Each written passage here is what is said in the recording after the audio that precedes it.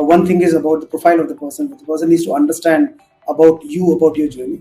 But deeper than that, just like in any organization for work, we talk about attitude versus skill or will versus skill. Similarly, it's about coach's side.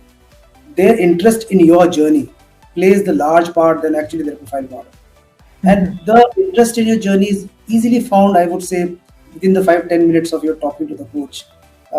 When you're able to see whether the person is willingly listening to you, is interested in you, is running the journey with you, you will be able to actually openly speak to the person, be vulnerable with the person.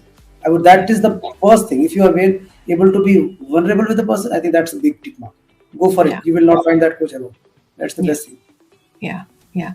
I would double click what you said is in that moment in conversation, do you feel you can share your weaknesses with this person? And the answer within you comes a yes, then yes, they are creating a safe space for you to have that conversation. And again, I spoke sometime about this being marriage linked to the coach and coachee. Similar, it's about dating. You get to know within the first 15-20 minutes of when you go on a date, whether this is the person with which you would want to meet next time or third time or fourth time.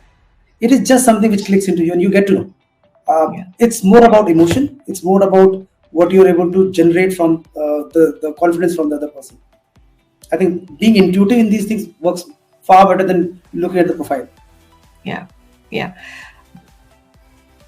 And I want to use this opportunity to bust one myth. And I've often had these questions with the zillion chemistry calls that I've had.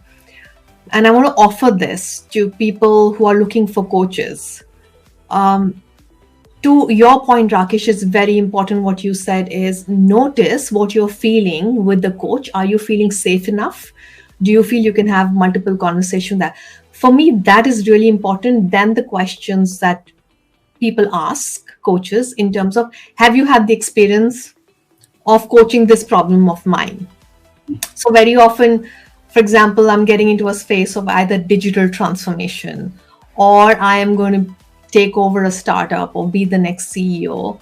And the mistake often people make, and maybe initially I did as well looking for a coach was, have you been a coach? But have you done the same thing that I am looking for help?